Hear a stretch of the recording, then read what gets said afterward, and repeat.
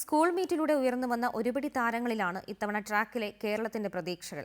School കായികമേളകളിലൂടെ ട്രാക്കിലെത്തി നേട്ടങ്ങൾ കൊയ്ത തങ്ങളുടെ മുൻഗാമികളുടെ പാതയിലൂടെയാണ് ഈ താരങ്ങളുടെ സഞ്ചാരം.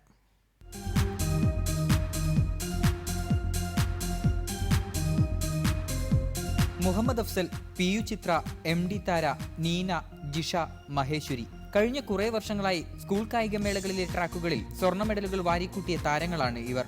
സ്കൂൾ മീറ്റുകളിൽ നിന്ന് ദേശീയ ഗെയിംസിലേക്ക് എത്തിയപ്പോഴും ഇവരുടെ പ്രതീക്ഷകൾക്ക് കുറവില്ല. നമ്മുടെ കേരളത്തിൽ വെച്ച് നടക്കുന്ന ദേശീയ ഗെയിംസിൽ ഒരു പങ്കാളിയാകാൻ കഴിഞ്ഞാൽ വളരെ സന്തോഷമുണ്ട്. കേരളത്തിന് വേണ്ടി ഒരു മെഡൽ മേടിക്കണമെന്ന് ആഗ്രഹമുണ്ട്. എന്നാൽ ചേച്ചിമാർക്കും ചേട്ടന്മാർക്കുമൊപ്പം ഓടാനിറങ്ങുന്നതിന്റെ ടെൻഷനുമുണ്ട് ഇവർക്ക്. വലിയ വലിയ ചേച്ചിമാർ, പ്രീതി ചേച്ചി, ജയ്ഷ് ചേച്ചിയൊക്കെ ഉണ്ട്, പിന്നെ സൂര്യാവർണ്ണ ചേച്ചിയൊക്കെ ഉണ്ട്. എൻ്റെ കൂടെ എങ്ങനെ ചെയ്യാൻ പറ്റുന്നൊന്നും അറിയില്ല.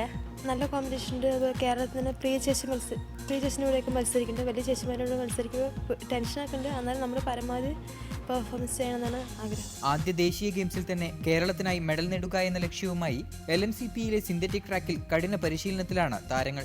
സ്കൂൾ മുറ്റം വിട്ട് ദേശീയ ഗെയിംസിലേക്ക് എത്തി നിൽക്കുന്ന ഈ കുട്ടിപ്പട്ടാളത്തിന്റെ കയ്യിലാണ് കായിക കേരളത്തിന്റെ ഭാവി. ആദ്യ ദേശീയ ഗെയിംസ് തന്നെ മലയാള മണ്ണിലായതിനാൽ കഴിവിന്റെ പരമാവധി പുറത്തെടുക്കുമെന്ന് ഇവർ ഉറപ്പു നൽകുന്നു.